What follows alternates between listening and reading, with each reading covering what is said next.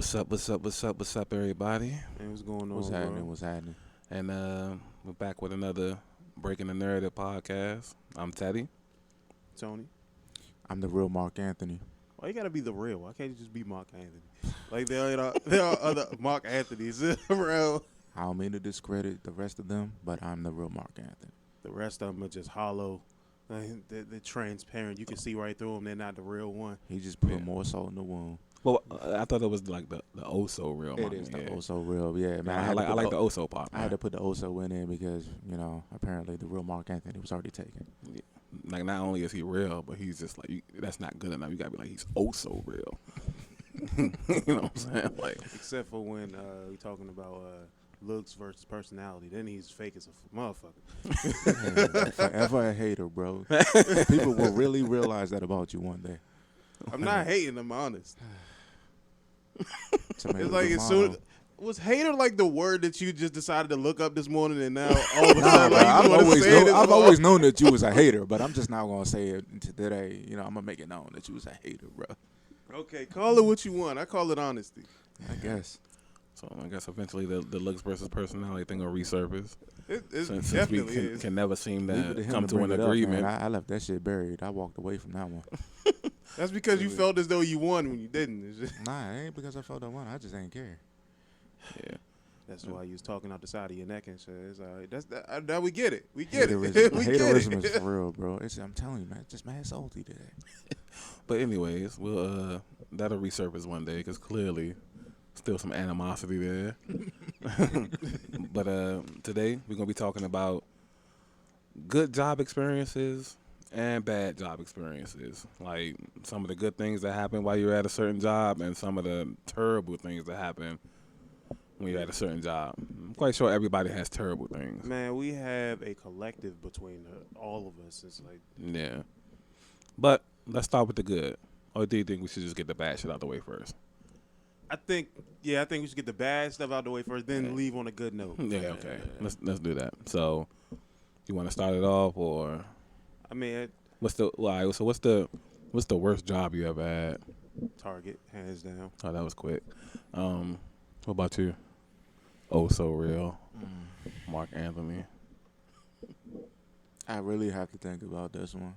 I definitely dealt with some aggravations. I want to say How many jobs have you had, man?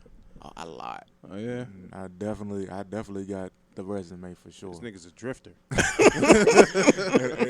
and some of them actually do have some years on it, but like You don't stay at jobs for that long though. I mean, I would like to, but if I get put to that point, like it's actually quite rare for me to quit a job. Mm-hmm. But and actually, it hasn't been too often I actually resigned. A lot of my jobs were just based off. It was just like, well, it wasn't enough workload for everybody to be there, so it was just like, unfortunately, we just don't have the work for you. Okay. Type of shit. But yeah, I've definitely been doing a lot. Working a lot of places. But I want to say that worst job. It's between two. I want to say between GNC and PetSmart, but I probably had to say GNC because I actually was at GNC for only a month. Yeah. Okay. Now you working at PetSmart? That's all right, right there. Yeah, he was at PetSmart before he was at America's Best. Yeah, actually, yeah.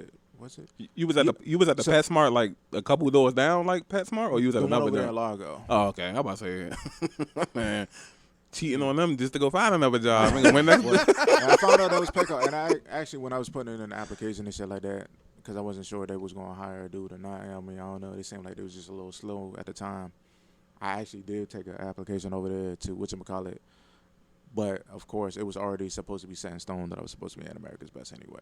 okay. So, but I was just trying to be careful and be smart, like have a plan B, I guess. All right. So is that why you only lasted 1 month at the other joint? Well, at GNC, that was actually my first job outside of other joints because I did some summer job type stuff, and I worked at I worked for 4-H in Patuxent River, which actually, like, I would say that was my most real job because I was actually, like, making, like, some real checks, like, bringing in some real money in the thousands before thousands was actually a good deal to now. Right. Right.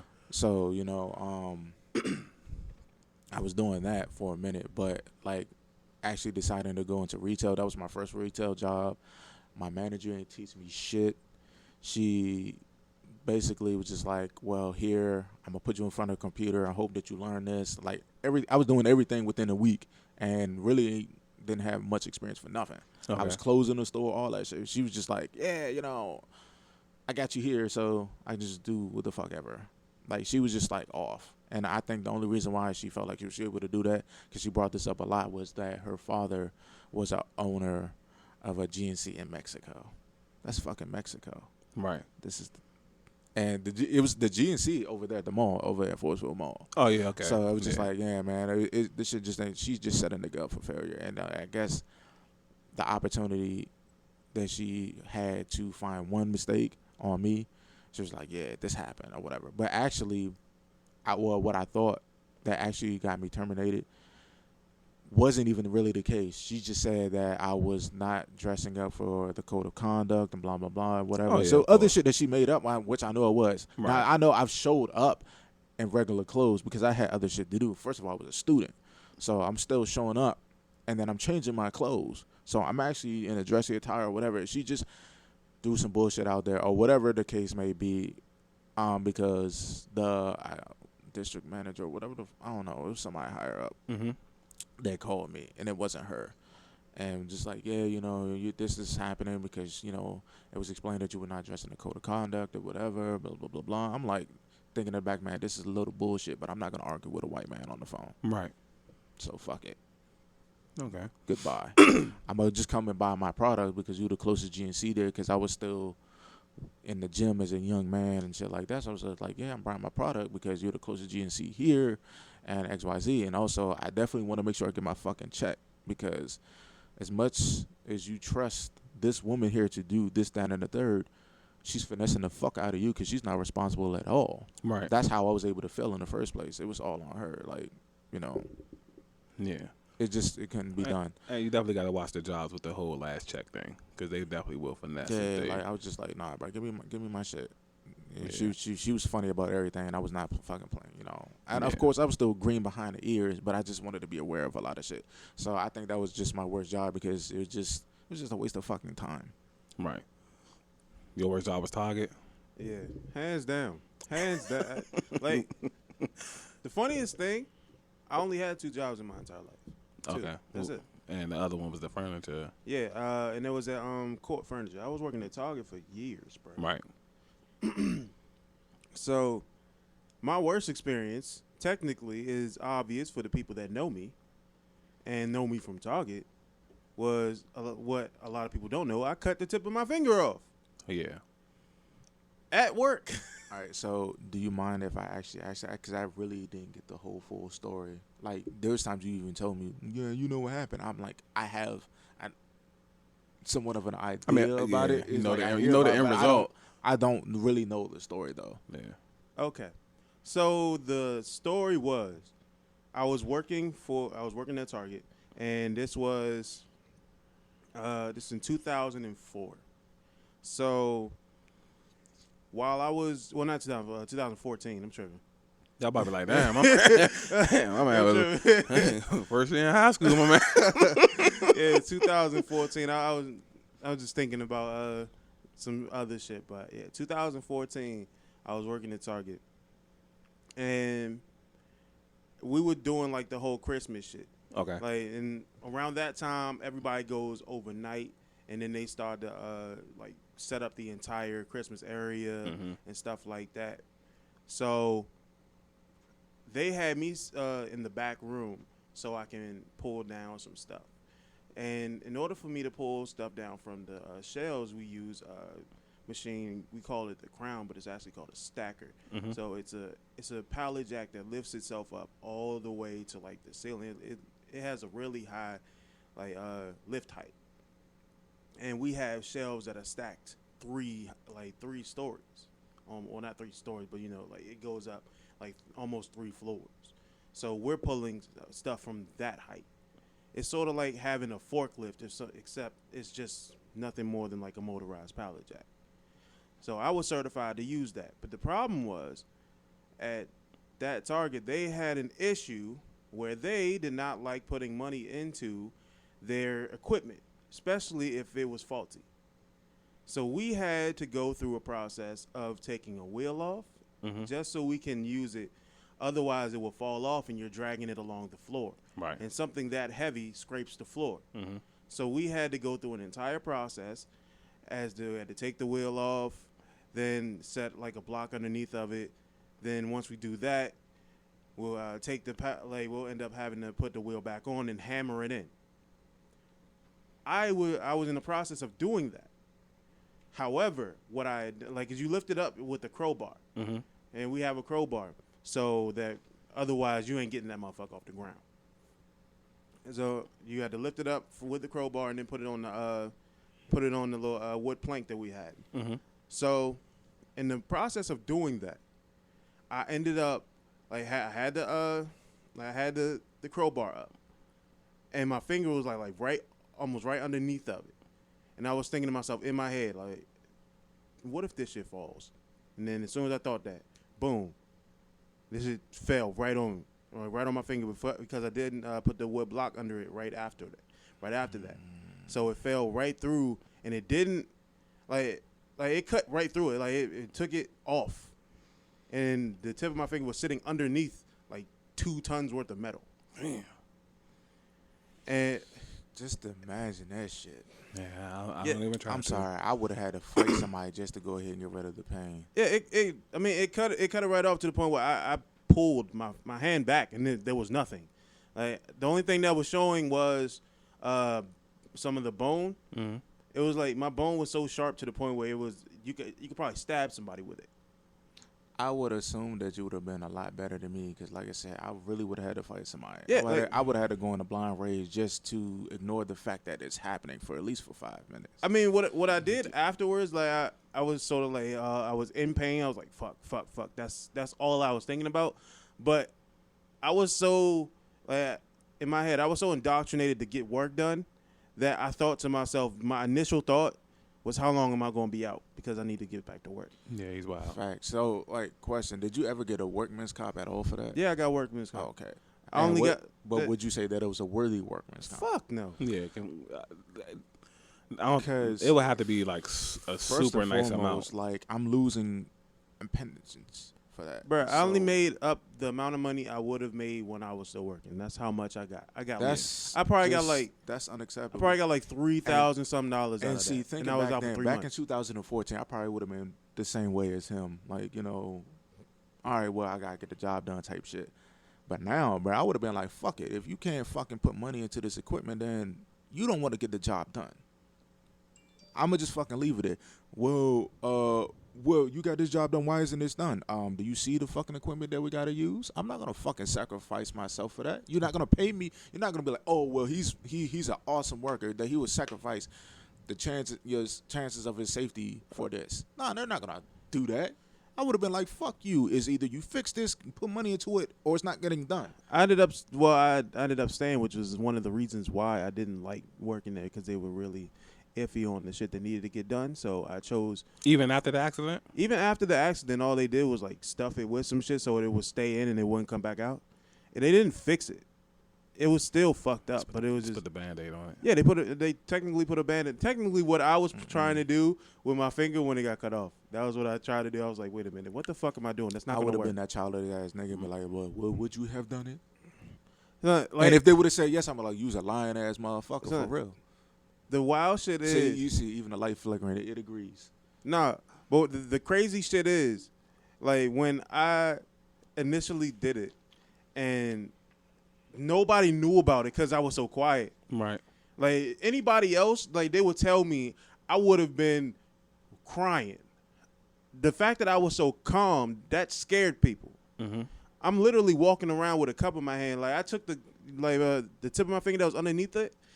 I actually lifted it back up with the crowbar, and then I took it from underneath it, and I had this shit sitting in a cup So full of ice. after, being that you realized that you were so calm about it, did you still let it be known, like, yeah, this happened? So what y'all gonna do? Yeah, I mean, Because They somebody had to be responsible for that. yeah, because the overnight ETL that was there, like, she was first and foremost, everybody was distraught. I probably scared the shit out of at least like 12, 13 people that day. And I didn't do them any better with the way I was treating it. I remember I was actually holding the tip of my finger in my hand. I was like, oh, look what happened. Like, smiling and shit. And people they're like, what the fuck is wrong with you? First of all, yeah, because that's a very unnatural response. It is. Two is just like, damn, man, that could have happened to me. And three is just like, bruh, like somebody's financially gonna have to pay for this shit. Yeah, I'd have had to have stake in Target or something out of that. Like they'd be like, here go 10% stocks of Target. You know what I'm saying? Like that's crazy, bro. Like, yeah, but you know how the situation turns out. Like you have lawyers and they say the best they can get you is like workman's comp, and probably in cahoots with the rest of the Target and shit. yeah, they definitely was in cahoots. Yeah, that's a payoff. They getting paid off. Yeah. So I'm just like, all right, man. At that point, I didn't. I was like, fuck it. I just want the money. Right. But nowadays, if now I look back on it, I would be like, you know what? I probably should have fought more than what I did. Yeah, because you could have got way more than that. Yeah, I could have. Yeah. But at the same time, I just wanted to get back to work. That's Right. all I knew. Yeah, like both of y'all said, the mindset 7 years ago Yeah. was super different And versus that's now. what people do. They just take advantage of the fact that we're ambitious about work. Mhm. Like I can say that for myself now. Like, Yeah. what I'm doing now is pretty cool, but at the same time, it's just like they just see somebody who's really ambitious, and that's what they're gonna see from me off bucks anywhere I go. I don't Yeah. It's like I don't give a fuck what the job is. First of all, if I'm walking in your door, I'm interested in the job because I'm not walking through your door had I not made the decision myself of this is what I wanted to do. Yeah. So they just, and the very moment I'm doing that, it's just like, oh yeah, I want to work, I want to get to this because that's what I'm about. I'm like, okay, me making friends or being cool with everybody or whatever, that's a bonus. Whatever else good shit that comes in, it's a bonus. But it's just like, I'm here to work, I'm here to do the job effectively, and I'm gonna be a product of how you train me to do my fucking job. You know what I'm saying? Right. So that's just how it's always gonna be. But people take advantage of that, just like, hey man, I see it. He really wants to fucking work, and so they're gonna try to milk you from that first. And if you don't catch it right away, it's just like, all right, cool. Well, I don't feel bad because it's just water under the bridge. But then when you realize it later, it becomes a problem, and then that's where some people try to fault you for that. Yeah. Like if I realize this, I'm like, man, you trying to play me for a chump, bro, and I'm not that stupid. And it's like it's insulting for people try to continue to run with that. Because the thing is, even like you said, 7 years ago, like if you do a quick age check, you were what, 21? Probably in 2014. Yeah. Shit, I don't even know. So in 2014, since you're 29 now, you're gonna be 30 this year. Oh, you're 29. Look, So- man, you So do 22. the math for me because I'm So, not gonna do it. that, even though it could have did that on your fingers, but Yeah, okay. he's 22. Man. Back then, I was 23 years old. It was like, and I still remember it was I was actually 22 then. it was only like maybe 4 or 5 days before my birthday. Yeah. So I was 24, 25. But yeah, you're like super young. So I know if they see you come through the door, it's like, oh, he's just a young man. He probably is focused on women, and as long as he's getting something, he's happy. You know what I mean? Not with me. Not when I And- walk in the door. But I'm just saying that's like you said, taking advantage. That's basically what they was doing. You know what I'm saying? Because that's how my job treated me and shit. Mhm. They always do. But, Yeah. that was technically like the beginning of the end of my my ability to care about them and Mhm. more caring about myself, even though I was still working for them. So I was like halfway to where I was now, or to where I am now, because I had the I don't care mentality. I just didn't have the I don't care enough to leave. So it got to a point where they were starting to like once I went out on leave, on injury leave, they ended up telling me, like, so many people came to me. It was like, oh man, like, I'm sorry, like that happened to you. Like I was coming back up to the store and shit, and there was people giving me their numbers and shit, like actual supervisors, like giving me their numbers, like, oh yeah, I'll try and get in contact with you and all that shit. Thinking back on it now, all they wanted me to do was to come back to work. But back then, I just saw it as like, hey, maybe they're gonna see me for like a better, like they'll see me as more of a worker now, as in like maybe I'll get more attention based off of my work ethic and how And the sacrifice. the sacrifice that I'm trying to, that I'm going through in order for me to get back to where I am, or back to where I was. A lot of companies just gonna realize how good you are at the very moment that you're about to leave, because like now they gotta realize, well, fuck, I gotta replace that. Nah, at Target they didn't care. So Well, yeah, you definitely got a lot of employees there, so yeah, at Target they really didn't care. So when I ended up coming back, they ended up just saying, there was people saying that it was my fault that happened. It was literally like team lead saying that it was my fault. Like, oh, you shouldn't have did this. You shouldn't have did that. Y'all should have fixed the fucking machine. I understand both sides of the spectrum. Well, they definitely should have fixed the fucking machine, for one. But two, it's just like they're gonna hold you liable because you were willing to use a faulty machinery. That's not there is no way. No, that's just typically in the I was politics. I was in the workplace. no, that's I how was they put do it. on that machine. I was not like I didn't go back there willingly. They told me to go back there Yeah. and pull shit down. That is Either all of way, that is cut out. Either way, it's on the job. Yeah, Yeah, you can't. It's the job issuing faulty equipment. No, It's on them. Indeed, most definitely, and they have to take responsibility for that shit. Yeah, wholeheartedly. So- because if that's the case, he wouldn't even have got the $3,000.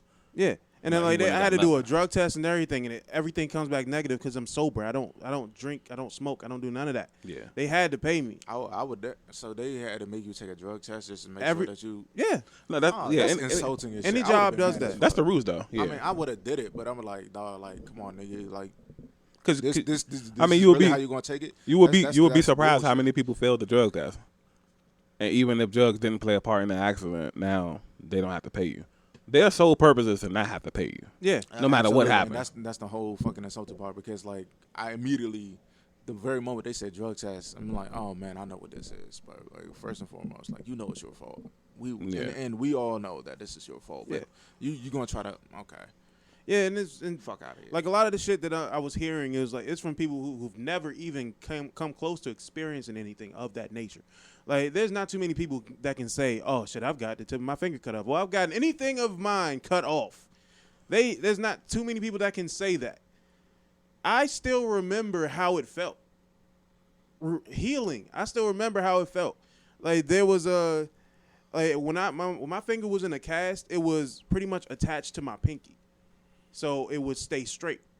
So I had every single night at around midnight, every single night, I would have to like endure the pain of feeling as though my finger was breaking for 3 hours. That's just fucking insane, bro. And they gave me Percocets for that. I can only imagine that shit, bro. Well, not one Percocet, it was oxycodone what they gave me in order to get rid of that. Not to make Right. not to make a very bad joke, which you can determine whether it is or not, bro. But if that shit happened to me, I probably would have hoped it was my middle finger, and I would have told the motherfuckers to keep it and put it in the frame, so you know how I feel about you after that. I like that. I like that. Yeah. But Even though I'm quite sure you getting your finger cut off, you're not gonna be thinking like that. Oh no, trust and believe. Everybody gonna get cussed the fuck out. Somebody gonna have to fight something, and like I said, after a while, when I'm healing and shit like that, to finally regain my thoughts, I'm gonna be like keep that shit. yo, and the funny thing is, like, they got on the what was it? Like, they got on like the little person that does the tech for the store. They got on him like the day after. Like it was technically his fault. Like if you don't report it, then it's not going to him. Yeah, that's also another unfortunate thing that they do with companies is just they Scapegoat. fucking they pass the buck. Like Yeah, a scapegoat. motherfucker. Got to find a scapegoat. Did he get fired? Nah, Well, at least he didn't get fired. nah. Like he got chewed out and all that other shit. And I wouldn't even have take that. I'm like, what the fuck? they had I wasn't the. here. I remember like the security. They kept coming to me. It was like I had to watch that video over and over and over again, and it felt even worse every single time I watched it. And I I would was have like, told him I ain't feel sorry. nah. 'Cause- and these were people like I was cool with. I had no problem with none of them. Like most of them was females, the security and shit. So they would just tell me, "Oh my god, like how in the world did you deal with that?" Because I was walking around like nothing had happened, Right. and outside like. Because I ended up having to go to the hospital afterwards, but it was like maybe a good like 10 to 15 minute window as to when I was actually just walking around the store with my hand up because my finger was like literally cut off and I had a paper towel wrapped around the shit. It wasn't a bigger wound than that because you would have bled the fuck out 15 minutes. It only takes a few. Well, it was, son, like when it comes to like cutting something off like that's small as your finger, as long as it doesn't hit an artery, you're not gonna bleed out like that. No, that's why I Especially said if you thank hold it goodness up. It wasn't a big ass wound, bro. Cause Yeah. that's fucking.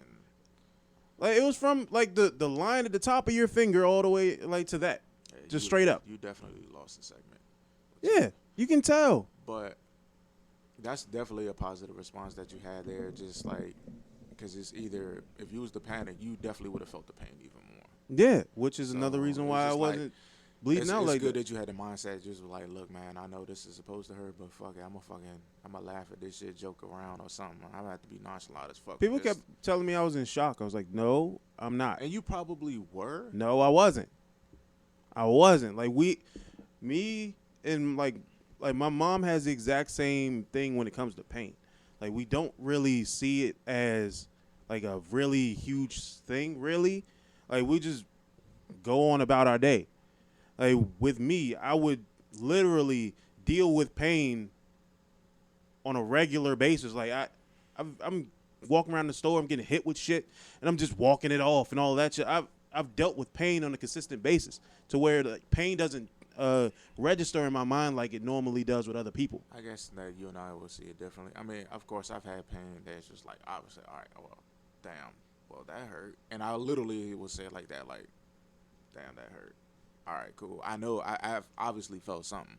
But also, there's times I've actually will start bleeding out, like especially from my wrist. And no, it was not because it was actually intentional. But there's times I literally just sat there holding my wrist and was just like, oh, damn, man, this is a lot of fucking blood. And I just kind of like sat there and just like, well, what the fuck am I going to do now? Type shit. And I mean, I assumed that it was really shock and adrenaline that was doing that for me, though. Because literally, I was just like, it was the idea of like, oh, man, I mean, this obviously is not a good amount of blood to be losing right now sitting here. But, yeah, I mean, it's here. And it was just like, okay. And there was even a point I kind of laughed at. I was just like, huh. Like, literally just started chuckling and shit. And it was like, all right, cool. Well, now how the fuck am I going to patch this up? Okay, so your issue, like you're just looking at the shit and just sitting there. No, That's I the mean, difference between I you. was actually, but in the time, I was actually contemplating because it literally just happened randomly. And I was just like, well, I can call 911, but I still have to wait as well. So that's mapped out. And so I'm talking to 911, and I still have to fucking wait. How am I gonna fucking hold this off? Because literally at the time, I just literally just kept putting paper towel over the top of paper towel, and it literally just looked like a whole fucking white cloth. I mean, not white cloth, red cloth. It just kept seeping through, and just like, you know, just dropping one and after another in the trash can. It was just like, you know, without pressure, that shit's gonna keep going. yeah, and it was definitely a pressure applied, but literally it just kept seeping through to the point where if I was just to squeeze the shit, it's like squeezing water out the motherfucker. It was just like, that's how much blood was just being lost. And I'm just like, all right. And I just assumed I was going into shock because there was a lot of blood being lost, but I'm just still like chuckling like, you know, this is fucking happening, and it's taking a minute for the ambulance to get here, you know. I mean, So, maybe you just react to the shit differently because you dealt with pain. And but definitely, I definitely have to thank my adrenaline for it because I really, for the situation to even happen, for my wrist to even be cut open, it took adrenaline for me to even do that. And I knew that shit was still activated while I'm looking at the shit. Because literally, what happened was I punched through drywall and a tile bathroom wall. So that's self-inflicted. and it was like I lost myself for a moment because of what was happening in the scenario. For me to even do that was like I was being mentally abused. And so I guess my body was just like, well, you got to feel something other than this. And that happened. Literally just like, bang. And I looked, and I was like, I just punched through glass tiles. I literally punched like through 3 layers of walls at one go. And I'm looking, and it was like, okay, that happened. And now I got to call the ambulance. And now I still have to wait. And it was just like, and I looked at it, and I was just like chuckling. I was just like, I really didn't know what was going to come of the situation. And I was just like, well, you know, this really fucking happened, and this is a lot of fucking blood. And I knew it was supposed to be a problem, but it was just like, I guess the adrenaline was still kicking in, you know. That's half adrenaline and half of you just not checked. You're not checked in at that point. Yeah, shock. That's So, not necessarily but, like, shock. Like you just weren't beforehand. You weren't checked in. That was spontaneous. That was just a part of you that was just there. I definitely came back realizing after I did it. Yeah, so And then you on check top the of that- fuck out. And where I was just like, dog, I'm gonna get in trouble for this, and this happened. It's just like, man, this shit don't make no fucking sense. And I'm sitting there thinking of numbers of things. Like, how am I gonna explain this? Is the person really gonna give a fuck from point A to point B of the explanation of why this happened? And here I am fucking bleeding and all this other stuff. And on top of that, given a certain health history that was given, like the first thing was asked, where's the knife at? And I'm just like, what knife? It was like, where's the knife at that did that? I was like, that is what happened. There was no knife present. Because literally, like, especially when people seen the scars, it was like, Mark, what the fuck did you do? Like, and I'm like, no, I did not try to cut myself. Like, this was like a freak accident, if you will. Okay. Still, that It was a, def- like, just- definitely it an was a lot iffy going thing. But again, I wasn't in shock when that happened. I on. was. Shit, I don't know. I probably would have, like, literally a whole fucking metal pallet taking my finger off. Like, That's just literally some shit that I'm only used to seeing in the movies, and it's just like, what the fuck?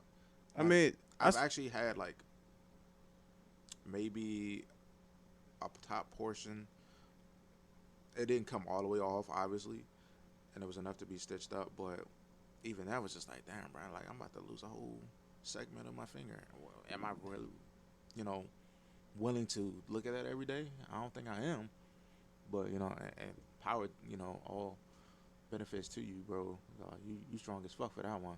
So, me, I definitely, like I said, for 5 minutes, I would have had to fight somebody just to ignore that shit. Nah, that wasn't in my mind specifically. Like I told you what my first initial thought was. Like, I was gonna miss some days, but I was so much of a team player. Like, the thought wasn't centering around the job. It was like, oh, I'm gonna let the rest of them down because I'm not gonna be able to finish the rest of my work with them. That was where I was too loyal to the cause to where sacrificing myself was secondary. Like, as long as they were cool, like, I had no other problems with myself, like, with myself being, like, sacrificed for it. That was my biggest issue. And, like, the job itself preyed on that. So like, after that, like, during the whole healing process, everything was done. I came back to work. Niggas was, like, it seemed as though I hadn't left in a bad way. Like, they didn't see it as, oh, shit, like, you got your finger cut off. We need to, like, accommodate you in some type of way.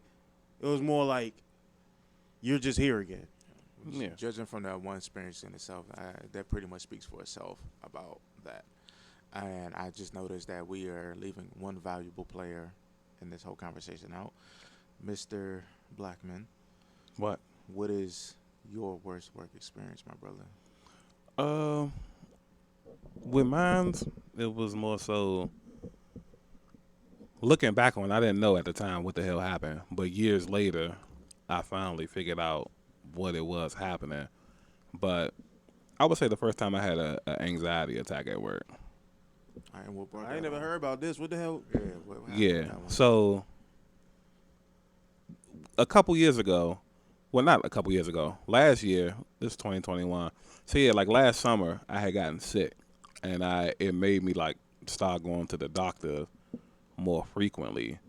And so when I was going, I was telling him about like these episodes I would have, and he was describing it as anxiety.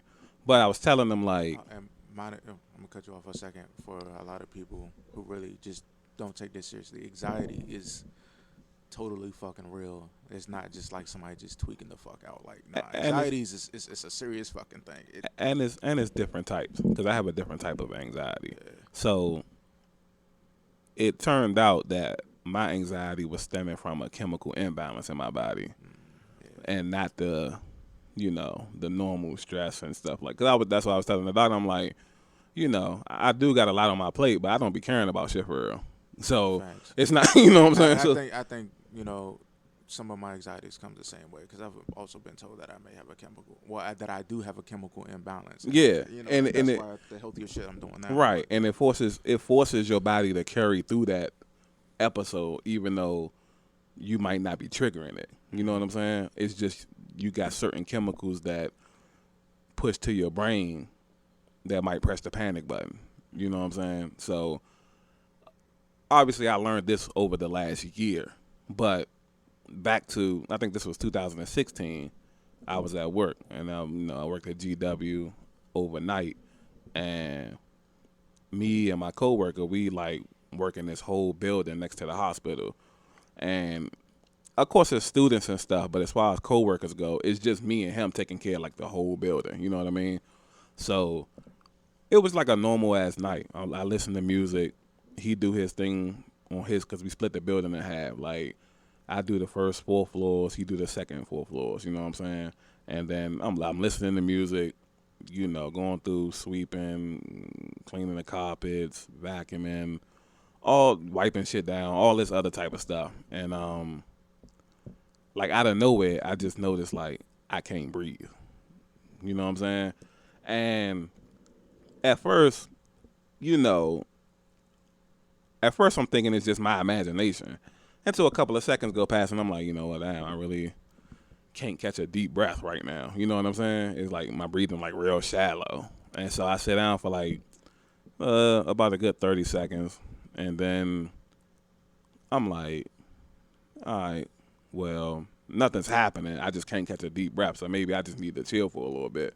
So I stand back up because I'm about to go up to the little break room or whatever. And when I stand back up, my heart started like super racing, like 100 miles per hour. And so I'm like, all right, well, something might be wrong here. You know what I'm saying? But I'm still not like tripping. That's why I feel so weird, because it's like normally you panicking, but it's like my body's panicking, but me for some reason, like my mind is just not panicking. You know what I'm saying? Mm-hmm. And so then it's like I noticed after like a minute or two, the junk was still like racing and shit like that, and I still couldn't catch a deep breath.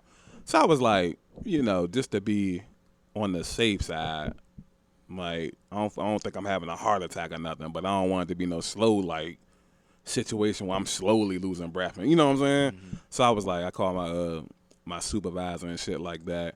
And because I was at this time, I was like such a highly looked upon worker, it made like a super big deal. You know what I'm saying? Yeah. So when I called him, obviously he called like all the 2 managers and shit.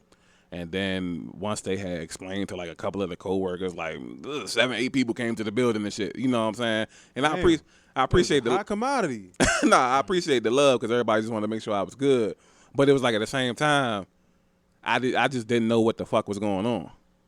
You know what I'm saying? So I ended up going to the hospital, and then they do their little normal checking of your vitals and shit like that. I'm like, yeah, your heart is beating kind of fast, And what was weird, like it explains it because years later the chemical imbalance. What was weird was my heart was beating fast, but my blood pressure was still normal. So yeah, something like that doesn't add up. Because normally if your heart's beating faster, your blood pressure should be higher.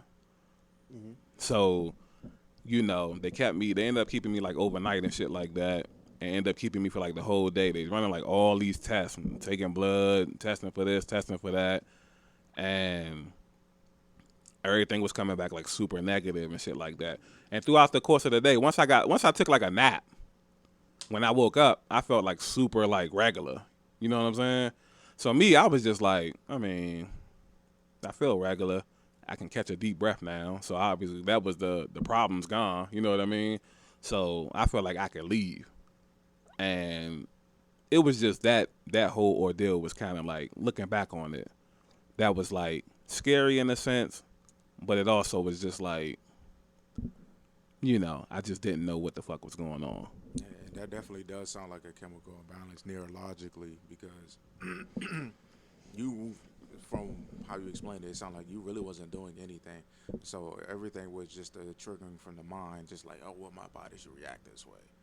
Or I just felt like, because when it came to like last year, and I had got the stomach virus, and I ended up losing like a bunch of fluids and stuff like that.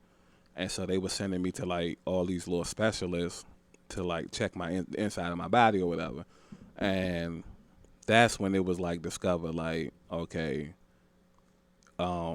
certain chemicals that your body naturally produce, like that help your kidneys filter out certain stuff. or to help your liver filter out certain stuff. Like, you got a lot of this over here, but only a little bit over here. So you know what I'm saying? So something is wrong. We can't pinpoint what it is. Because at first, the only thing that I was concerned about was the heart. Yeah. Remember that's the only, I was like, as long as my heart comes back good, then I'll just take everything else with what it is. You know what I'm saying? Mm-hmm. I can fix everything else with a good diet. Yeah, like, cause like I remember I had to call him and my other bro over here to help take the stuff from upstairs. Yeah. And Because it was me and Mo. Mo, yeah. Yeah, and I would walk up the stair. I would walk up one flight of stairs, and I was like gasping for air. Yeah, Like, that nigga was literally gassed the whole fucking time. yeah, like literally gasping for air, and I'm like, damn. It's like I feel good, but then I'll do something like that, and it's like, damn, it feel like I'm about to like pass out or something. You know what I'm saying? We told you to sit down quite a few times and shit. Yeah, and so I was getting the little test done, and it's just like, yeah, your heart. We got the X-rays, and you know, I went and took the stress test. So they put you all this little shit on you and had you running on the treadmill and shit like that. It's like, you know, your blood pressure's kind of high, but your heart's functioning pretty normal. We don't know what this could be. And obviously they was trying to just, not my doctor, but the specialist people, oh, you know, we could just give you some high blood pressure medicine and, you know, go on a bunch of things. I'm like, yeah, nah, not right now. You know what I'm saying? Like, so eventually, you know, my doctor was just like, you know, how's your diet?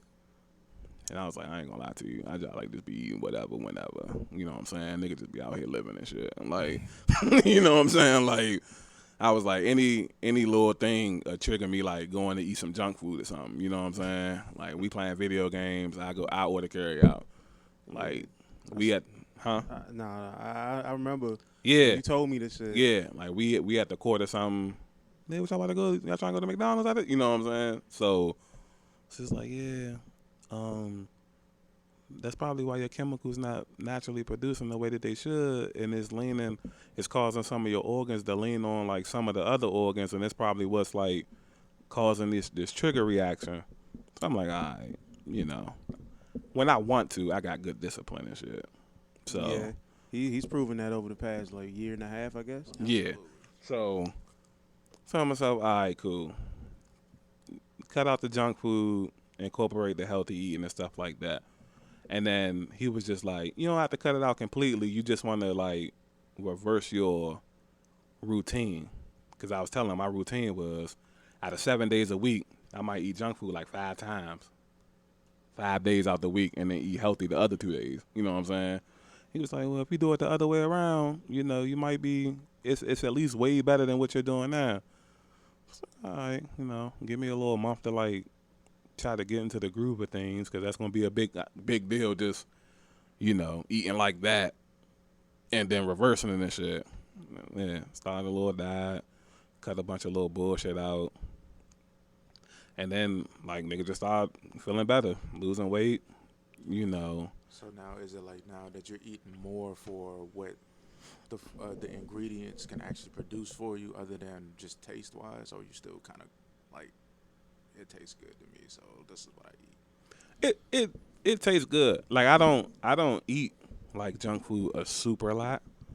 Like, a majority of it actually comes from Mike. You know what I'm saying? Like, and Man, it's not. make me feel bad. Dog. nah. Like, make me feel bad, I mean, bro. but shit, but Yeah. it's good food though. Yeah. So it's like it's a majority of Mike, and then like my mom, she does it like probably maybe once a week. So You gotta let the viewers know. Well, let the people who are listening know. I'm not giving you junk food. I'm giving you actually home cooked meals. yeah, There's a difference. yeah, there's a difference, but still, you know, some of that stuff still isn't good for you in a way. But you do a good job of basically, you know, not overdoing it. Yeah, like I'll give you healthier shit if I prepare it. Yeah. So it's just, at the end of the day, you know, nobody's gonna be perfect, but it was just about just trying to eat a little healthier, and since then, you know, trying to exercise, even though I'm not consistent with that. But it's like, if you're eating good enough, like, you could do it without really the exercise. Yeah, Like I absolutely. could walk up and down stairs and not be gassed like how I was, Mhm. and I was active then. Yeah. yeah. Like a nigga was, We go out to the court and some shit. And yeah, a nigga was playing football, flag football, or going Mhm. to the court playing basketball, and it's like, it's just your diet. Like it was counterbalancing a lot of the shit that you were doing athletically. yeah, and once, because even the doctor was saying like, if your body's used to that, it can handle it, but once something go wrong, that's when it can't handle it no more. So once my chemicals got imbalanced, Yep. that's when it was like becoming a problem and shit. Yeah, bro. And that was your vice at one point too, bro. It was like, man, let me go ahead and get this carry out real quick. I ain't got nothing Yeah. else in the refrigerator. Yeah. Well, damn, I ain't take the chicken out and shit like that. And yeah. So Fried wings, fries. yeah. So now it's just adding in the little stuff. So that probably was like,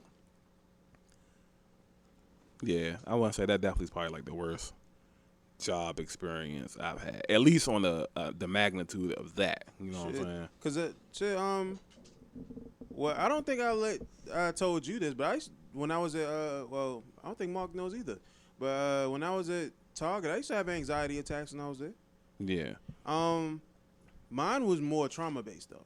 Right. Yeah. That's what I'm saying. It's different types. So Yeah. when I had to deal with mine, it was like it would happen in spurts. It wasn't something that was just chemically imbalanced. Well, technically, my mind was chemically imbalanced at that point. I mean, Because- yeah, technically. Yeah, because you go through trauma, then eventually you have to deal like it resurfaces, and then it just throws everything all haywire. Yeah. So during my situation, I had to like it would happen not so often. It would happen like so sporadically to where it didn't matter where I was or what I was doing. Mm-hmm.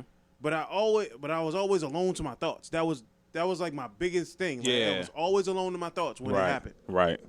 So, like when it would happen to me, I would start like almost like hyperventilating to the point where, like saying with you felt a little as though you couldn't breathe. Right. Like mine, I felt like I couldn't breathe, and then after that, it was like my eyes would start like tearing up and shit because technically I'm going through like years worth of emotion at one point in time, and it's all happening at once. Okay. And for some people, this might seem embarrassing, but it's not. It's real. Like once you get like, cause me personally, I've gotten past it to the point where it doesn't embarrass me. It's like something that I dealt with. It's a part of the story. Yeah. So like it gets to the point where I'm literally about to cry and shit because I'm dealing with all of these emotions at one time, and then I can't breathe. I'm like holding my chest and shit. I'm like, what the fuck is going on? And then I'm just sitting there, but I can't get anything out. It was like I felt as though like shit, am I dying? Yeah. And that's how I felt. Yeah. So I had to deal with that shit. I was like, what the fuck? And then it would like go away, and I was like, what the hell was that? Yeah. And once like I didn't tell anybody about it until like months after. Right. Like, I told my mom about it, and she was like, I think you should see like a therapist or something. But I was like, I don't want to hear that. Yeah. Like, to be honest, like, and now I have a therapist where it's like, and I just like see how dire it is to even have one, at least for me. Mhm. Because now, like, where my anxiety goes, it's beyond that now. At first, I used to go through the heavy breathing and all, and I still kind of do. I even used to go on cold shots where it looked like I was having a seizure. Okay. But now it's to a point, and this is actually where it seems dangerous to me. It basically, when I have anxiety, it triggers my adrenaline off box now, which is quite bad. And where I've experienced when I have anxieties, especially if I'm like in public places where I felt like either me or somebody that I'm with is in danger or whatever, it puts me into a battle mode. So it initiates your fight or flight response. Yeah, like off bucks. And like there was one time I actually was hanging out with one of my friends and she was just like, "What's going on? Are you okay?" And I'm like, "Yeah, we gotta get out of here." Yeah, that's a chemical imbalance Well, of the neurotransmitters. and it probably is, Yeah. but because like literally, Because that's it felt happened to like- me. That's happened to me before. Literally, I felt like I could feel myself breathing, but it wasn't like to a point where it felt like I can't control it. But it was just like everything around me just started slowing down, and I was just like, there's something that's really telling me that we're in danger right now and we gotta go. Unless you want to see me in a situation where I'm pretty sure you don't want to see, we have to leave. And she was, cause she was just like, okay. She was like, all right, calm down. It's cool, you know. And she asked for the bill, and I took care of the bill and everything. But it was just like, yeah, but like, here's. I basically had to tell her from like point A to point B a few steps of what's what might happen, and in case if it does, here's what I need you to do. I want to make sure you're okay first. Go to the front door, blah blah blah, whatever, because whatever's going to happen, if it happens, I just need you to be away. Right. And so now I started to realize that even in certain other places, especially when I was at work, it's no longer me being like, oh, well, this is happening and blah, blah, blah. It doesn't feel like a worry to me anymore. Right, though right. It's obviously something I'm thinking about is a worry.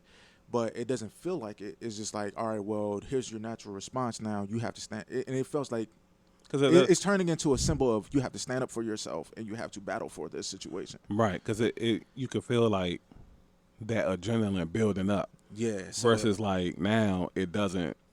And that's why I tell people, I'm like, and when I interact with people, I always try to interact with them with the most positive off bucks. Like, we're all human, so it's just like, you know, right. I give you the respect that you did this, and this. Mm-hmm. But see, the thing is like, don't try to take advantage of my respect because it could end bad either for you or me. Right. And it's just like, we don't want to do this here, and that's why like I try to avoid anxiety because if one, anxiety sucks. It's just an uncomfortable feeling. Yeah, it's. And then for me, no matter what kind you got, now my anxiety is now turning into a combative response, which of course I really don't intend. Explains all the arguments. But it's yeah, exactly. Like, fuck it, Mike just traumatized me with conversations all the time, so it's just like now off bucks it's second nature. So, but it's shit like that is just like, dog, I really don't want to do this, but this is what you're gonna get. Right. And just to save face for you and me, let's just not, you know. So there's times I really just like, I have to get into the habit now of saying fuck it, which is unnatural for me because I'm a person that naturally cares. So it's just like, I don't want to say fuck you or fuck it. Well, except when you have superpowers, then you just care about yourself. But yeah, it's just like, now it's just like, all right, I found out that I have to walk away from the situation. I'm sorry if you're going to take it hard, but I'm going to have to remove myself from the situation, and I'm going to have to say, I don't care what you think at this point, because trust and believe, if I stay here now, I'm going to implode. And that's always, and I think that's where it came from, the fight or flight response naturally now, because I've always held myself in a situation, and people took advantage of that. I actually had people who say, if you leave out this door, if you walk away right now, it's this, this, and this. It was an ultimatum, and I actually stayed there, and I fucking exploded. And then they got mad about it. And I was just like, well, this is what you wanted. Now it's just like, all right, I got to fucking leave because I'm going to tell you this right now. I'm going to be brutally honest with you. You're not going to like what you see, and the truth is going to come out. There's a lot of things that I could have said and that I bit my tongue about that's going to come out as well, like Tourette's. And it's just like, you just don't want to deal with it, and neither do I. See, this is the typical hero turn into the villain sequence. Remember from the last part? Like, I forever try to make me forgive. I'm like, is that not? Like, when he was saying that shit, and then I mentioned the whole superheroes thing. I mentioned like having a hero with anxiety issues is the worst thing you would fucking want. If you give this nigga superpowers, he's gonna turn on he everybody. has no chance. He just said he was gonna turn on everybody. Like, he just said he's gonna get tired of like. Well, my thought process is not villainous, but my reaction. I'm not saying okay, that. I'm not saying that I'm not incapable of being human enough to be like respond, which I've actually felt like I've gotten totally better because there's a lot of things that I've walked away from that I never would have felt or thought I'd walk away from. So it's just like, all right, cool. Including my house. And there's times I had to pat myself on the back. I'm like, damn, bro, if nobody gonna see your success, man, shit, you got to. Yeah. So it's just like, you know, and it's encouraging you to continue down that path. So I have. Now, of course, there's some times, and this is why I don't feel bad when I do go off, and I say this to everybody. If I go off on you, chances is you deserved it because I actually give you several chances to walk all over me before I pop off. Oh, that's sweet. And that's why, like, I literally put a cap on everything, so it's just like, bruh, like. How many chances you give your friend before you stole that nigga, bruh? I gave him several. Like, there was actually a build-up process to that. To it actually to become a traumatizing experience. It wasn't just like, oh, well, this, and I felt some type of way. Like, I'm not saying that I don't ever have my feelings hurt, but I also put my feelings in check. I'm like, damn, nigga, like, Yeah, you feel hurt, but what you gonna do? Like, is it really worth it to be harming over all the time? So, and I really that 5 minute check is just like, all right, cool, that's past. But if it's something that continuously happens and it's just like, damn, bro, and you start thinking about all the chances you gave, and it's just like, all right, eventually, it's never really your intentions to act negatively, but eventually it's just gonna get there. The memories are always gonna play with you once or not. And that's what it is with me. It's just like, sometimes, especially at work, it's like, damn, bro, how many people am I gonna run into today that's really gonna test this nigga gangster just because they feel like they can? Like, dog, Okay, like Scarface. like, yeah, like, but really, like, who really goes and it's surprising because there are some people who just like, yo, I'm in here, I feel this type of way. I understand you have a bad day, but and that's just sometimes how I dress. I'm like, And look, you'd be a hero? yeah, and I'd be Like the way that you and I'd be sound. like, All right, and I'd be like, let's have it, man. I'd be like, Let's hey, have I it. get it, let's see what we can do and such and such and such. And see, the thing is, even though I can sit here and can speak professionally, I can speak calmly, hey, let's diffuse this, and the third, it's already still a tough situation for me, especially if I have somebody standing in my face, yelling and shouting and all that. First and foremost, you have to remember, we're all fucking human. I don't give a fuck if I'm in a workplace or not. You know what I'm saying? I mean, initially, if I'm trying to diffuse the situation, that's the point of me showing you that I care. I give a fuck to diffuse the situation. I'm trying to be professional. I want to be professional. And I really don't want this issue. But at the same time, just don't think it's just going to be easy work, because now it's just like, that. To me, that's the dumbest mindset to ever walk in with. It's just like, oh, well, I'm having a bad day or whatever, and I feel like I can get away with it because they're on the clock. That's bullshit. That's bullying to me, for one. It's just like, I don't give a fuck what you think. We all fucking humans. Just because I'm in a workplace and I'm on a job, you can take advantage? No. Since when does the law say that has to go out the window? Facts. No, you can still get these hands. Yeah, So it's at just like, Target, if you do that, you get fired for it. yeah, Unfortunately. and sometimes like that, bro, like, Yeah. to me, I've actually developed a I don't give a fuck. Now, yes, I would hate the fact that I can lose money on that. That's the only thing that's keeping me in place, because of like, the politics of the job is really going to I want to have to take your side first, because you are a consumer.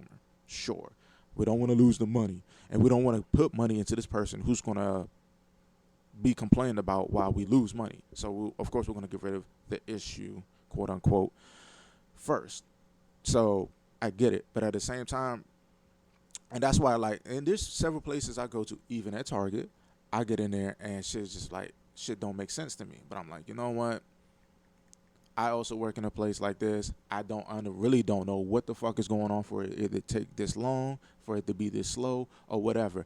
And sometimes the first thing I would want to assume is somebody really ain't trying to work. They being too lazy. They want to be on their phone. But I can't assume that, because assuming will make an ass out of you and me. So it's just like, all right, you know what? I really don't know what the fuck is going on. So I need to chill the fuck out. And I sit there, and yes, I'm frustrated, but I'm not going to say nothing. I even had a time where I went to Target with my dad, but he wanted to complain, and the reason why he wanted to complain, because he heard somebody else complaining, so he just like, oh, this is an opportunity to chime in, and then, we're gonna have a conversation about it so they can hear how I feel about it. And I'm like, no, don't do that. First and foremost, I just got off work. I don't feel like the bullshit. Secondly, it's just not gonna make no fucking sense, because you're gonna be all bark and no bite, and you're relying on somebody else to say something for you to take the time to say something. You're just a fucking complainer, and you just want to cause an issue for these people's jobs. One, you don't want to be here. Two, they don't want to be here. Just like, let's just get this shit over with without as less issue as possible. You know what I'm saying? And so that's how I feel sometimes, even everywhere. I'm like, look, for real, I could be doing so much better things. I could be at home chilling, laughing, and not giving a fuck about this dollar today. But yet, I took the time to be responsible. And see, the thing is, people will be like, oh, yeah, you're just another person who's just trying to get by. Nah, I actually give a fuck about doing my job. And I've even had to tell a couple of people, don't ever question my professionalism, because I'm one of the people that actually give a fuck to make sure that it's effective for you today. Mm-hmm. But at the same time, you're not going to push me around either. And, because like I said, anxiety is a real thing. You don't know what people deal with. Right. And that's how I also carry it with them. Like, I don't know what it is that you deal with, so I try to understand your frustration and all this other stuff. Let's work this out. But at the same time, you got to realize I'm human too, just like you. You got problems, I got problems. And if you just want to say, fuck it, I don't give a fuck about your issue, and I'm going to keep pushing, Technically, quote, I'm supposedly responsible for my actions, but I'm not responsible for my actions. You pushed it. Don't act, and that's where the word aggravated comes in. Like, you don't want to aggravate things. You also got to be responsible for your own actions too. But that's where my anxiety comes in.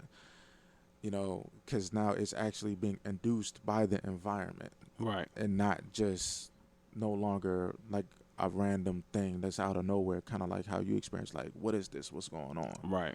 You know, there's actually things that where I can actually pinpoint and realize what the issue is, and now I'm able to walk away from it. The only biggest problem is it's building a fight or flight response. A majority of the time, it's a defense where it's like, bruh, like, just get the fuck away from me right now, because it's gonna be an issue if you keep pushing. I mean, the same thing happens to me. Like, I have a fight or flight response when I'm like, when someone pushed me to a certain point. Like, that was actually my biggest thing as a kid. Like, one of the reasons why I was so traumatized, I was consistently put into a fight or flight moment. So it was something that was triggering after that. And So it's a real bitch to deal with, because there's people who will gaslight you on that. yeah, I mean, they don't want to take responsibility for what they contribute to that reaction. So it's just like, man, you tripping. This, and this. Like, no, don't gaslight me. You know what you did. Yeah, Or they just know they got control over you. yeah. And want I mean, but Which that's how some people take control, by gaslighting first. They make Yeah. it seem like, you know, one of the initial things a lot of people do, whether they notice that they're doing it or not, is they're going to make you realize, oh, well, you're tripping, you're overreacting. And so you then second guess yourself. But also, that's also what builds the trauma on it, because it's going to happen again. Right. And then you just be like, well, maybe I'm overreacting, and this and it. And that also is another anxiety on top of an anxiety that you already got. Right. So, I mean, yeah, shit like that happens though. So it's just like when you deal with it, you deal with it. Like, I had to figure out that in order for me to control everything, as far as the anxiety is concerned, I have to control myself. Right. Like, I have to look at myself and say, why do I do it? And then diagnose it. And then once I diagnose it, I know what is going to cause it, so I stay away from it. And to And me- even if it's presented, I know how to deal with it. Yeah, that's the best medicine right there as well. Because I even had a psychiatrist who was like, yeah, well, we're going to give you these pills to help you deal with the anxiety. I'm like, well, I know where my anxiety comes from. And the thing is, though, why would I need to take a drug? Because most of the time where I feel aggravated or I'm feeling anxiety is because somebody's doing some shit because they just feel like they can. Why do I need to take a drug because somebody wants to be ignorant? Right. That's just not fair to me. That's me basically being complacent and docile and allowing the fuck shit to happen. Right. You know, and so I refuse. I'm like, nah, man, I'm not gonna take this medication. That if that's the case, then I mean that's how a lot of people like smoking weed. Well, man, it calms me the fuck down and such and such and such. I mean, I guess to each their own. But me, I'm not gonna keep taking this for it to be taken record of that I'm actually taking this just because I gotta deal with somebody else's bullshit. Where for real, they can actually just change the bullshit that they're doing. Right. So, since we gotten past the whole, like, the darker portions of our jobs and what has happened, and it's gotten pretty damn dark. I can say that for myself. Fact. It's got pretty damn dark. So, like, Abe, you want to start off? Like, what are the great experiences you had? Or Mark, either one, yeah. whichever one. Oh, the best experience you had at work. So the best experience for me and it's funny and it's ironic. It was the negative shit that I dealt with, because it made me this hard ass fucking worker that I am. It helped me realize how reliable that I am, how willing to adjust, that how adaptable I really am, and so it also put me in a spotlight where an opportunity for other people to realize how great of an asset that I am. Mm-hmm. Like, especially when it comes to America's Best. I mean, if it's true, a lot of people just like realize, just like, man, you're just hard worker. You're this, and this, and this, and this, and this, and this. And I'm like, thank you, because for one, it was rare for me to hear such acknowledgments. Mm-hmm. So there was that, but I didn't become as good as I was without going through all the storms first. Okay. Like, especially what I had to do. Like, what I had to do and how I had to do it, it threw everything but the kitchen sink at me. And that's why I say to everybody, literally, that quote itself. I never got that good unless I went through the problems. And I had to figure out resolutions for it. So that's how I got good. And that's how it basically put me on this platform that, Marco, he actually stuck through, because he could have been said, fuck it. He could have been just left. Right. Especially when I put in my last 2 weeks. People was just like, I'm really proud of you. You handled this maturely. Right. You really did the damn thing, because they trashed you, and you still was like, well, I'm going to do it with a smile, man. I'm going to go ahead and be like an NBA player on this last game. And I'm going to just try to do the best performance I can. Right. So, that's actually the best experiences I have. Mm-hmm. I actually try to push past the whole money aspect. First, one, if I make all this money and I save it and I pass on, it's not going to mean shit. Two, I try not to let the money make me in the first place. Like, I'm more of a corporate bound type of person of how the function is happening in the workplace. That's what I worry about the most. Okay. Working as a team from front to back. We all working as one machine. That's where it matters. Mm-hmm. And it makes it just all the more easier to make the money anyway. Because Right. you already know what the money is going to be when they shake your hand and say you're hired. So you just got to now make the environment more tolerable. And one way to do that is just, like I said, make it an effective workplace where everybody's not making the job more difficult than what it fucking needs to be. Right. So, that's just literally what it is for me. It's just that I'm being molded into this person with the experience and the knowledge that I have now from each place. Mm-hmm. Because at first it was just like, damn, man, I'm messing up. I'm having mistakes here. And now I'm just getting better and better and better. And it actually made me more responsible. Right. So, like, now I'm just this dude, just like, I can see you at corporate places. I can see you running this. I can see you having your own spot, which also means a lot to me, because that is the end game for me. I actually want to own a franchise and shit like that, be Right. a CEO of shit. So it's basically, these are my training wheels that are eventually going to fall off to the point where I can do this shit on my own. And, yeah, so just that is like the best thing I could pull out of it. Right. Some people say, man, that's a shitty ass place for you. And I, especially when people talk about America's Best, I'm like, well, look, it woke me the fuck up. And it basically showed me what to deal with and what not to deal with, and also how valuable I really am, because there's times I second guess myself. I was being gaslighted in certain situations, and now it's just like, all right, well, nah, I'm actually this good. It's okay, Mark, to say that you're great sometimes. Okay. Yeah, it is. Yeah. That's a good way of looking at it. Mm-hmm. It ties a little bit of the bad in with the good, and sort of like an overcoming story. Yeah, man. So, Turning rain into fresh air, bro. I mean, rain comes equipped with fresh air. But all right, let's not say that. I mean, it evaporates, but we're not going to get into science right now. So, like, since he was the bridge into like a little bit of the good and the bad, I'll go next. I'll let you take. Like, I you don't have thought you were about to say you about to do good and bad too. No. Mine is more like comedy than anything. Okay.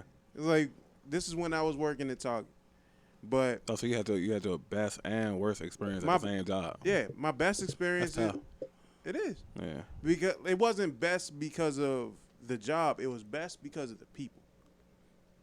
I had, like, it was 3 people that worked with me. Well, actually 4 that worked with me that I enjoy being around consistently, because we had somewhat of like the same mindset. Like, we can joke around but get the job done. Mm-hmm. So, I mean, I'm not going to give them their names because it's just like, nah, I ain't going to do that. I think I know the experience that you're talking about, too, and that shit had me dying laughing. But what we would do was, this is where I started to just be more of myself. And I got a chance to show my comedic side and shit like that. So we would have moments where we're just sitting around just joking, having fun, but at the same time working. And then it allowed me to be a little bit more creative. Mm-hmm. So I'm not sure if I let both of y'all know, but I used to do the little Randy Savage voice for my friend, like when I was around my friend. So the story behind that is, you remember A Haunted House 2 when when the doctor ended up going to jail, and then while he was in jail, Mark Henry showed up behind him, And then this Yeah, nigga was like, I don't think I've seen that. oh, so he's like, it's about to be a Mandingo party, and then, like, what the Mandingo party is a whole bunch of dudes with you know what's, and they about to take advantage of the little white person. Okay. So the doctor, white dude, is like, he's calm and shit the entire time, and he's like, okay, yeah, I think I gotta go, man. So I flipped that into Randy Savage. And then I'll make fun of, like, I have a whole bunch of random, like, little wrestlers in my head. Mm-hmm. And then I'll just throw it in there and be like, it's going to be a Royal Rumble in that ass. So, like, yo, it would be so much fun just doing shit like that with the Randy Savage voice. Because I'll just be naming wrestlers that's going to take part in it. Oh, yeah. Yeah, he did probably the best wrestling voice of all time. Bruh. Randy Savage. I remember one time we was in the back. And we was like in the back behind the store, and we was like making pallets of shit to put in the trailers. Mm-hmm. Bruh, I was like, Kevin Nash is gonna get all up in that ass. And this, Keenan fucking died. I said I wasn't gonna name names, but God, oh my God, bruh. Right. He could not breathe, bruh. He literally fell on the ground. Face first fell on the ground laughing his ass off, bruh. And, like, Theo was fucking dying. He was sitting there on the pallet jack with, like, one hand on the pallet jack. It's just with his head in his arm. Mm-hmm. He was dying. And I was doing that shit around everybody, even Ronald, even Kurt and shit. Like, all of them. They couldn't, like, I was using that shit consistently. And then I also use, like, a little, like a southernish voice. Right. I think I told you about it already. Right. But I would use a southernish voice, but the thing is I created an entire character backstory for him. He was and he will always I always mess with Theo about that shit. And then you remember Deliverance? Yeah, that's one of my favorite movies right there. Bruh. The Hillbillies was trying to have their way, because I'm not going to use the other word, with the men that they found who had gotten lost in the woods. Oh, wow. And there was one scene in it where he was trying to make him squeal. He was holding him by his ears like, squeal for me, piggy. And he was literally squealing. I was like, oh, bro. And then I flipped it into a comedic little thing. And I look at them and be like, you going to be my little piggy man? You're going to be my piggy man today. And I made it so bad for him the entire time I was at work, to the point where this nigga was looking at me like, bro, go the fuck away. I would literally follow the nigga around and just make the voice and just say a whole bunch of different shit, to the point where I created an entire backstory for the character. He had family members and all of that shit. And also, I was doing it so much that I was doing it off of work when no one was around, because I got so used to it. Right. Okay. Like, I was stuck in character. That's how often I was doing this shit. So that was like some of the funniest shit, like some of the greatest moments that I had when I was working at Target. Mm-hmm. But, oh my God, like, were they fun. But at the same time, we were still getting our job done. Still working faster than everybody else, but we was getting in trouble the most. Yeah, that's normally how it is. Somehow, some way, the people that get in trouble the most are still somehow the most productive. Yeah, like, And the people who don't get in trouble, they tend to be, you know. the ESPN plug every episode. Yeah, should be used to it by now. Yeah, sponsored. Yeah, one day we'll be there one day. But yeah, the people who don't get in trouble don't. I guess you know, you got that good rapport. You ain't got rapport. Rapport. My What you bad. talking about? I'm Nigga, thinking- Michael Rappaport and Yeah, shit? just read his name and shit. So Ian Rappaport. Ian Rappaport? Yeah, Oh, yeah. just got that, that's what the alert was and shit. So Oh, shit. yeah, it's funny how your brain work and shit. Like just that fast. Rapport to Rappaport and shit.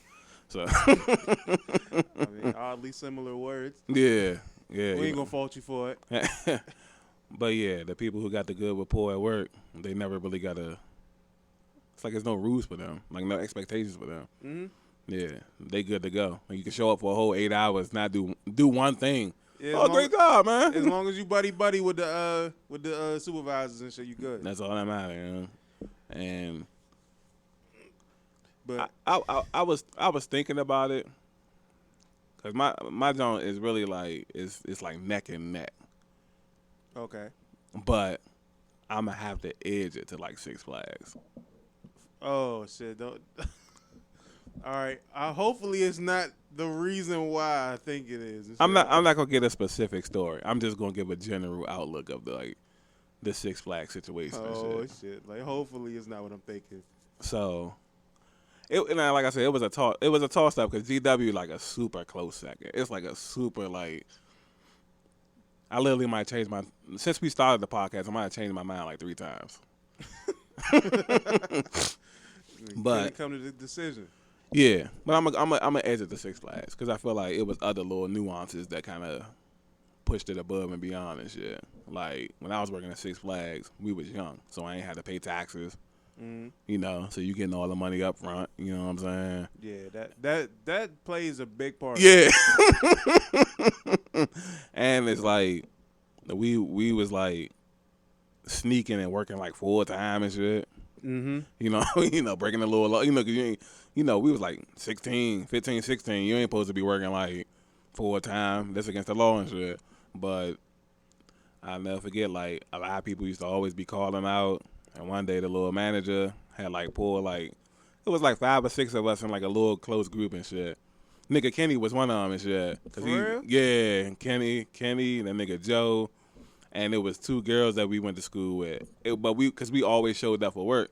I wasn't missing no days at Six Flags. That's impossible. Like, I'd have spent the night there if they wanted me to. Like, so when I tell you working there, it edges out GW because it's like, we did rides, the roller coasters and shit.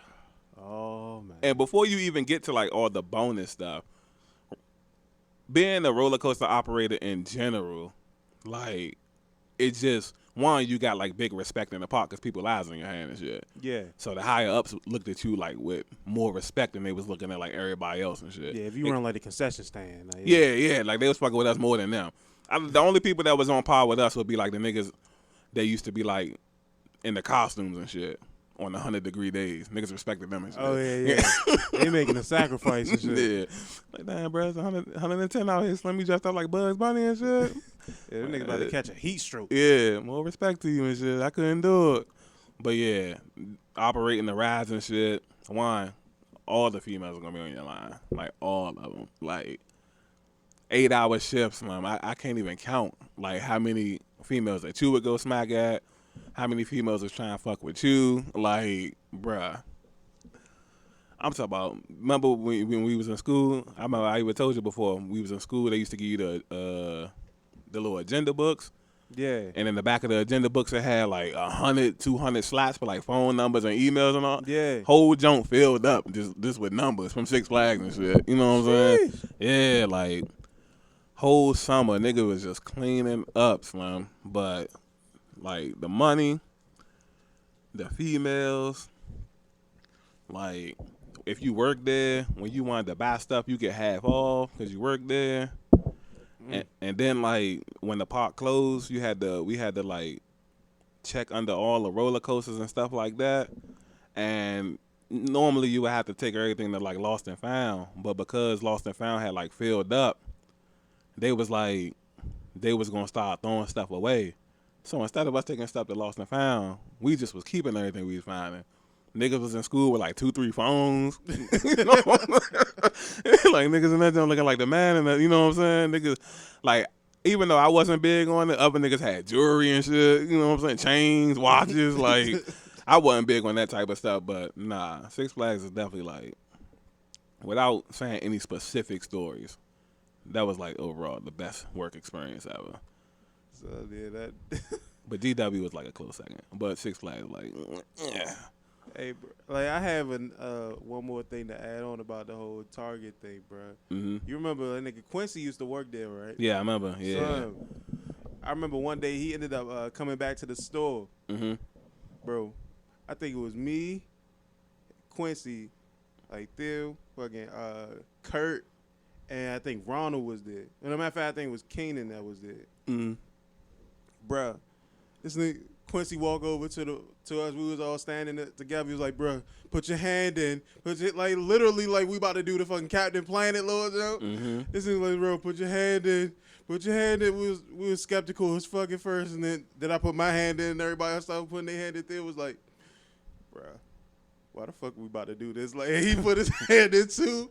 It was like, by our powers combined, we are target team members. Oh, yeah. Bro, he'll pulled his head back. He's like, bro, we are fucking dorks. Like, But they are really used to do shit like that anyway, right? Like when I used to have a little team meetings, I remember being in there sometimes, and you'll be looking at something, some random, you'll be doing some random shit, and I know where you just be a target. You know what I'm saying? Like, no, they used to do dumb shit like that. It was never like we never really followed in that. I'm like, damn, niggas got the little team, the pep rally going on and shit. The little bullshit that they used to do before the it was like right before we start the day and shit. They had a little team meeting and shit.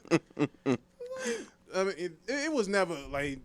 No, put your hand in and all that shit. It wasn't no shit like that. It sounded like it, though. though. Like some real dorky type nigga that was really doing shit like that. I was saying, regular. it sounded like it's like, oh, height on 3, target on 3. Oh yeah, You know? yeah. Target team members on 3 or some shit like that. Like, nah, nigga. Like those are the type of Jones that as soon as they start to get together and shit, I just walk off. Yeah.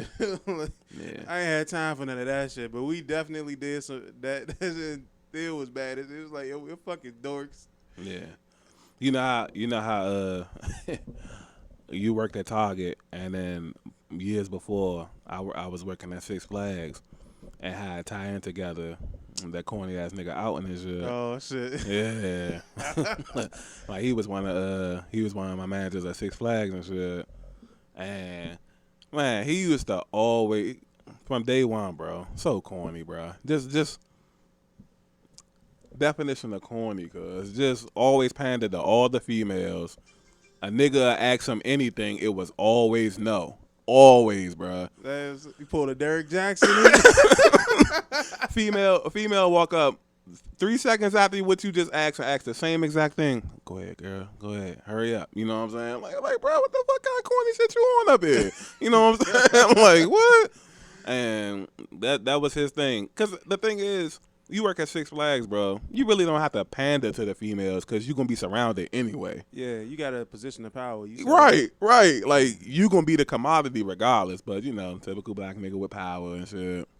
He flexing his little power. Oh, yeah, I know you do such and such ride normally, but you going to go here today and shit.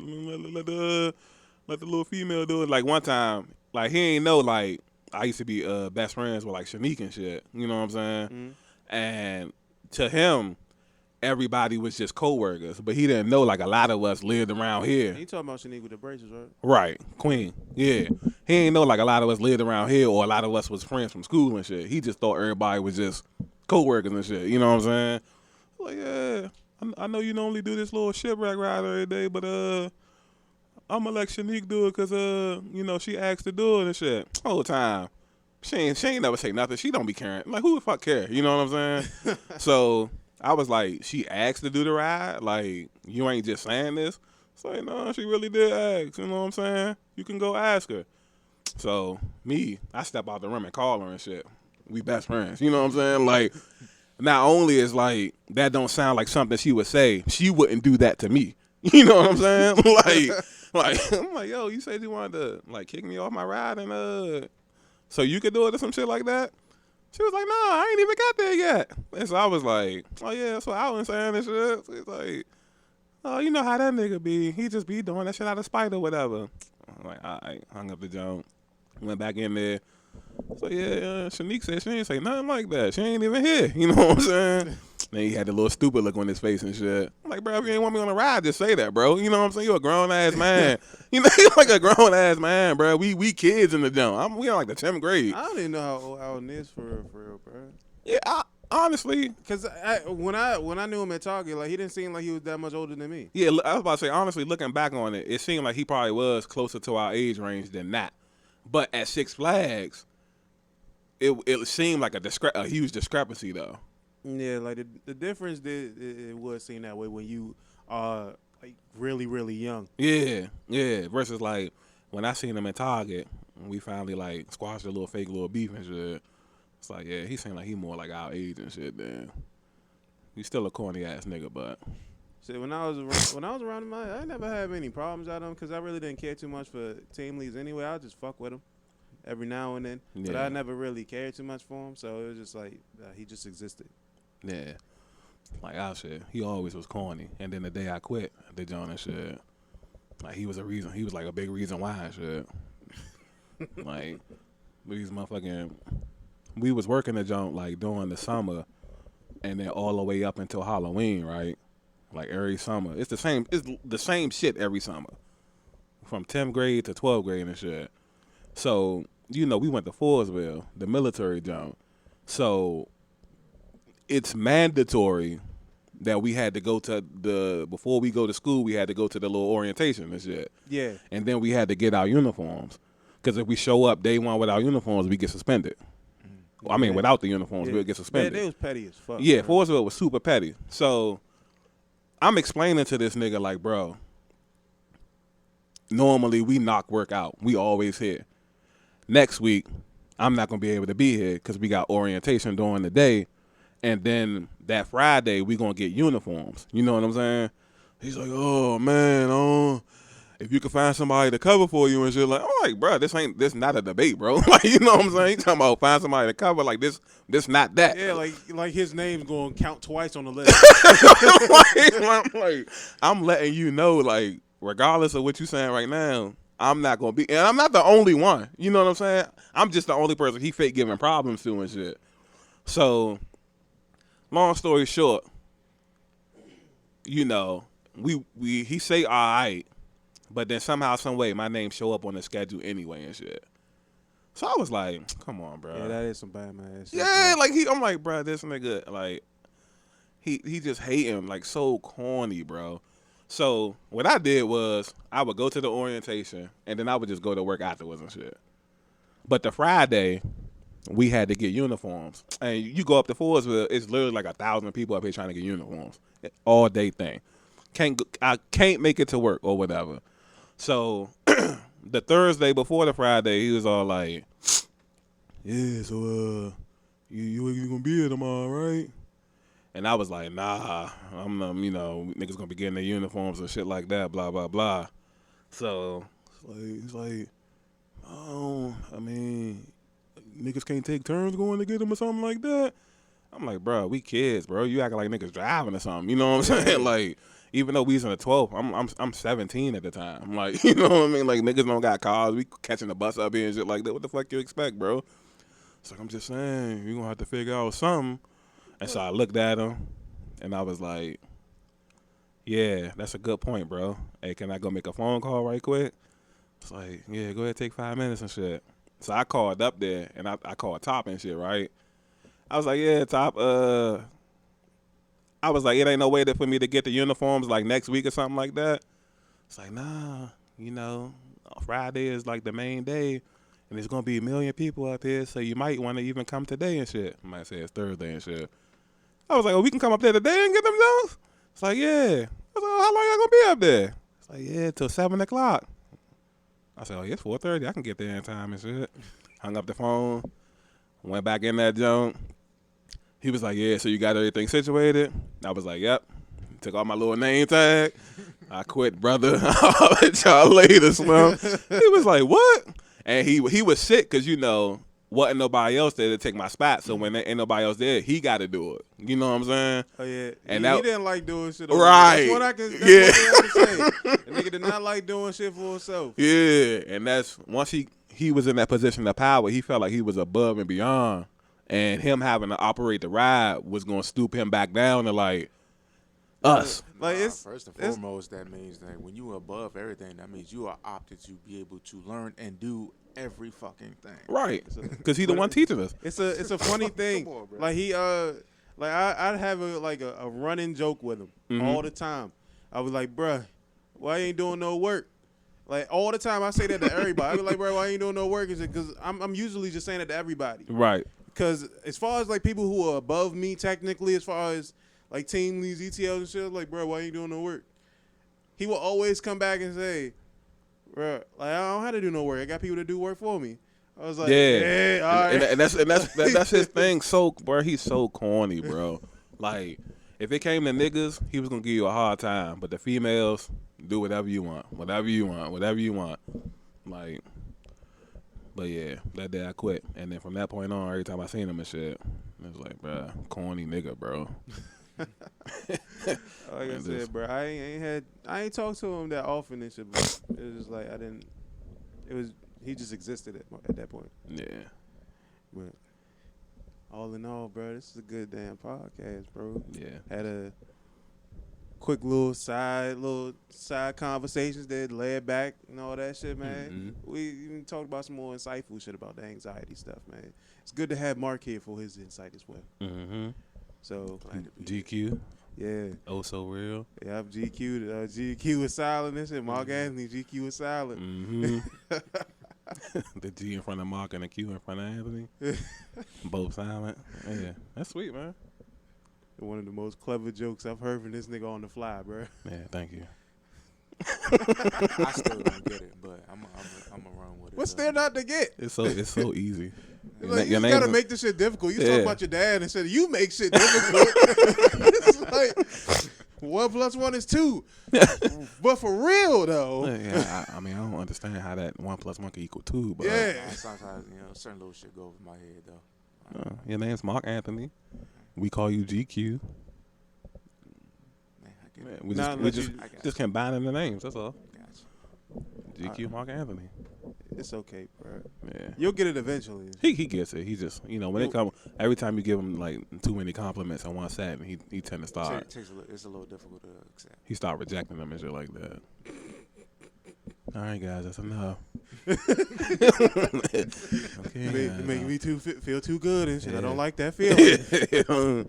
I need to punch somebody today. I can't feel too good after. Yeah, It's all right, bro. it's okay. We still love you though. But With that being said, it's been another Breaking the Narrative podcast, and I'm Teddy, Tony. Oh, shit, real Mark Anthony. and we're also out.